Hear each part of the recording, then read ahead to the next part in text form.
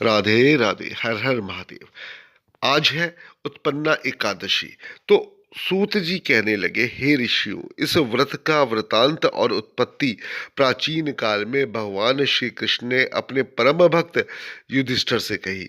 वही मैं तुमसे कहता हूँ। एक समय युधिष्ठिर ने प्रभु से आग्रह किया, उनके श्री चरणों में प्रणाम करके निवेदन किया कि प्रभु, एकादशी व्रत हे माधव किस विधि से किया जाता है और उसका क्या फल प्राप्त होता है।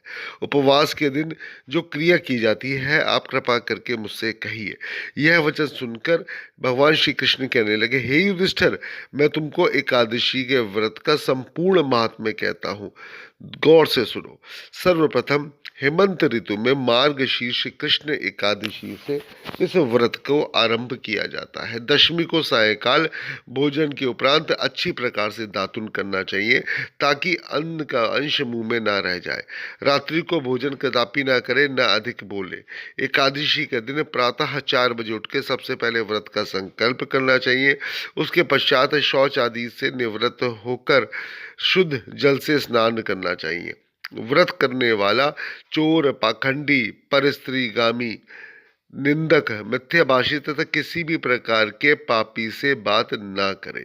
स्नान के पश्चात धूप, दीप, नैवेद्य आदि 16 चीजों से भगवान श्री कृष्ण का पूजन करना चाहिए और रात को दीपदान देना चाहिए। रात्रि में कदापि भी सोना नहीं चाहिए या प्रसंग नहीं करना चाहिए, बल्कि सारी रात जग कर भजन कीर्तन इत्यादि करना चाहिए। जो कुछ पहले जाने अनजाने में पाप हो गए हो, उनकी क्षमा प्रभु के श्री चरणों में मांगनी चाहिए।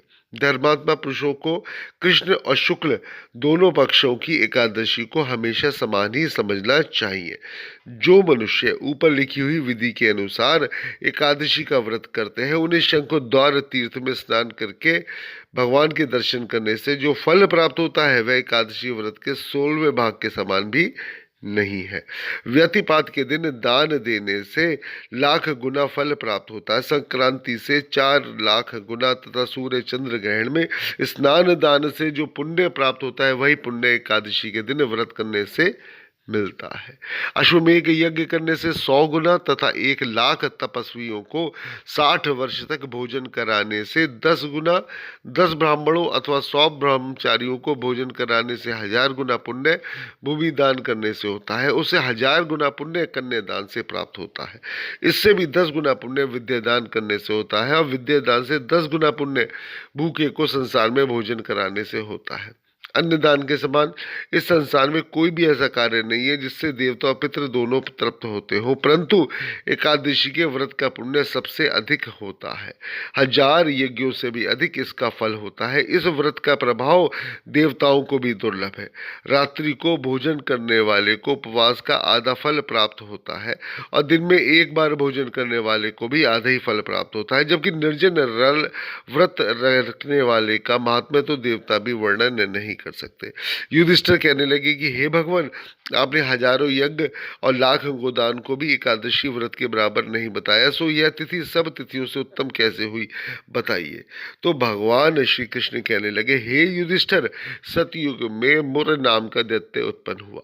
वह बड़ा बलवान और भयानक था। उस प्रचंड दैत्य ने इंद्र, आदित्य, वसु, वायु, अग्नि आदि सभी देवताओं को पराजित करके भगा दिया तथा इंद्र सहित सभी देवताओं ने भयभीत होकर भगवान शिव से सारा वृतांत कहा और बोले, हे कैलाशपति, मुर दैत्य से भयभीत होकर सब देवता मृत्युलोक में फिर रहे हैं।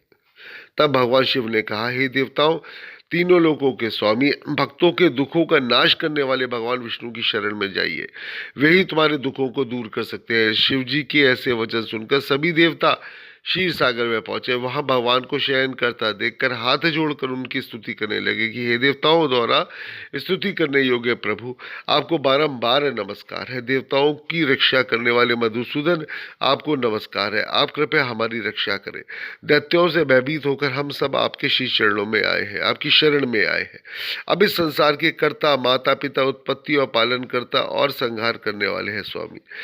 तो आप सबको शांति प्रदान करने वाले हैं। आकाश और पाताल भी आप ही हैं। सबके पितामह ब्रह्म, सूर्य, चंद्र, अग्नि, सामग्री, होम, आहुति, मंत्र, तंत्र, जप, यजमान, यज्ञ, कर्म कर्ता भोक्ता भी आप ही है।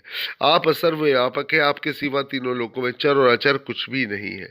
हे प्रभु, हे स्वामी, हे मधुसूदन, हे भगवान, दैत्यों ने हम सबको जीतकर स्वर्ग से भ्रष्ट कर दिया है और हम सब देवता इधर उधर भागे फिर रहे हैं। आप उन दैत्यों से हमारी रक्षा करें। इंद्र के ऐसे वचन सुनकर भगवान श्री विष्णु कहने लगे कि हे इंद्र, ऐसा मायावी दैत्य कौन है जिसने सब देवताओं को जीत लिया है और उसका नाम क्या है, उसमें कितना बल है और उसके कितने आश्रय में है तथा उसका स्थान कहाँ है, यह सब मुझसे कहो। प्रभु के ऐसे वचन सुन के इंद्र बोले, हे भगवान, प्राचीन समय में एक नाड़ी जंग नामक राक्षस था। उसके महाप्रक्रामी और लोक विख्यात मुर नाम का एक पुत्र हुआ। उसका चंद्रावती नाम की नगरी है। उसी ने सब देवताओं को स्वर्ग से निकालकर वहां अपना अधिकार जमा लिया है। उसने इंद्र, अग्नि, वरुण, यम, आयु, वायु, ईश, चंद्रमा, नैतत आदि सब स्थान पर अधिकार कर लिया है। सूर्य बनकर स्वयं ही प्रकाश करता है, स्वयं ही मेघ बन बैठा है और सबसे अजय है। हे असुर निकंदन, हे मधुसूदन, हे स्वामी, कृपया हमें उन सब से बचाइए। हे असुर निकंदन, उस दुष्ट को मारकर देवताओं को अजय बनाए। यह वचन सुनकर मधुसूदन ने कहा, भगवान ने कहा, हे देवताओं, मैं शीघ्र ही उसका संहार करूंगा, तुम चंद्रावती नगरी जाओ। इस प्रकार कहकर भगवान सहित सभी देवताओं ने चंद्रावती नगरी की ओर प्रस्थान किया। उस समय दैत्यामूर सेना सहित युद्ध भूमि में गरज रहा था। उसकी भयानक गर्जना सुनकर सभी देवता भय के मारे चारों दिशाओं में भागने लगे। जब स्वयं भगवान रणभूमि में आए तो दैत्य उन पर भी अस्त्र शस्त्र और आयुध लेकर दौड़े। भगवान ने उन्हें सर्प के समान अपने बाणों से बींध डाला। अनेकों अनेक दैत्य मारे गए, लेकिन केवल मुर ही बचा रहा। वह अविचल भाव से भगवान के साथ युद्ध करता रहा। भगवान जो जो भी तीक्ष्ण बाण चलाते वह उनके उसके लिए पुष्प सिद्ध होता था। उसका शरीर छिन्न भिन्न हो गया, किंतु वह लगातार युद्ध करता रहा। दोनों के बीच मल्ल युद्ध भी हुआ। 10,000 वर्ष तक उनका युद्ध चलता रहा, किंतु मुर नहीं हारा। थक हार कर भगवान बद्रिकाश्रम चले गए। वहाँ हेमवती नामक सुंदर गुफा थी। उसमें विश्राम करने के लिए भगवान उसके अंदर प्रवेश कर गए।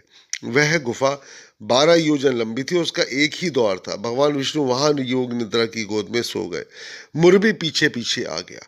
अब भगवान को सोया देखकर मारने को उद्यत हुआ। तभी भगवान के शरीर से उज्ज्वल कांति में रूप वाली देवी प्रकट हुई।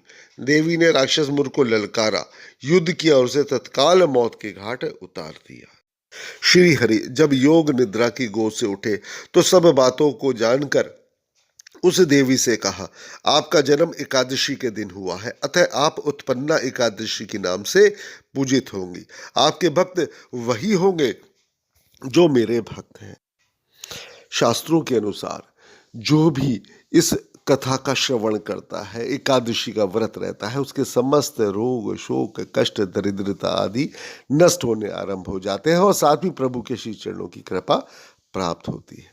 श्री कृष्ण गोविंद हरे मुरारी, हे नाथ नारायण वासुदेवाय, हरे कृष्णा कृष्ण कृष्ण हरे हरे, हरे राम राम राम हरे हरे, हरे राम राम राम हरे हरे, हरे कृष्णा कृष्ण कृष्ण हरे हरे, हरे कृष्ण।